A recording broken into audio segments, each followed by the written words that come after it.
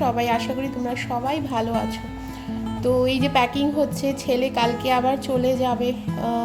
ও এই পরিস্থিতিতে এবারে এসেছিলো, মানে জীবনে কল্পনাও করিনি যে এই পরিস্থিতিতে ওকে আসতে হবে, এমন অসুস্থ হয়েছিল। তো যাই হোক, দেখতে দেখতে যে একটা মাস কোথায় চলে গেল বোঝাও গেল না। তো আজ সকালবেলা ওর 11টার সময় ফ্লাইট, তো আমরা যাচ্ছি ওকে এয়ারপোর্টে ড্রপ করতে। আবার কাল থেকে খুব খালি খালি মনে হবে, কেন কি জয়ও স্কুলে চলে যাবে, ওর বাবাও অফিস চলে যাবে, আমি আবার ঘরে একা থাকবো। যাই হোক, কী করবে, যে যার নিজের কাজে তো ফিরতেই হবে। তো এই এখন আমরা এয়ারপোর্টে ওকে ছেড়ে আমরা তিনজনে আবার ব্যাক করব। 11টার সময় ফ্লাইট ওর। আমরা একটু তাড়াতাড়ি এসে গেছিলাম, এখন প্রায় 8:30 পৌনে 9টার মতো বাজে। আমরা এসে গেছিলাম। আসলে বলা তো যায় না কতটা সময় কি লাগবে।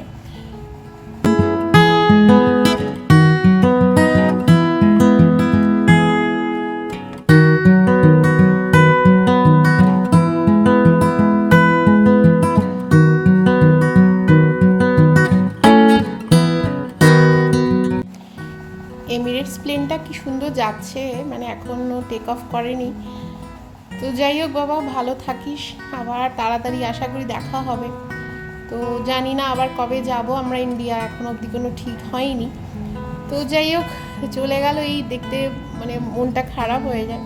তো এইটা পরের দিন সানডে আবার অ্যাজ ইউজুয়াল আমাদের সানডে মানে থাকে গ্রসারি শপিং বা এমনি টুকিটাকি। তো নেস্টোতে এসেছিলাম, নেস্টোতে এসে দেখছিলাম যে অনেক স্যুটকেসগুলোর ওপরে বেশ অনেক অফার চলছে।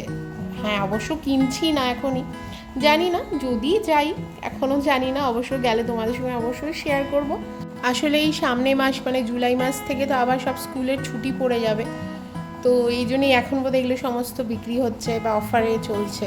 চলে আসলাম, সেই আবার গ্রসারি একটু জল নেবার আছে, আবার চাল টালগুলো একটু নেবার আছে। তো আশা করি তোমাদের এই ছোট্ট ব্লগটা আমি দিলাম জাস্ট একটা আপডেট, ওই জন্যে তোমাদের ভালো লাগবে। ভালো লাগলে লাইক, শেয়ার আর সাবস্ক্রাইব করো অবশ্যই আমার চ্যানেলকে। আবার সবার সঙ্গে তাড়াতাড়ি দেখা হবে।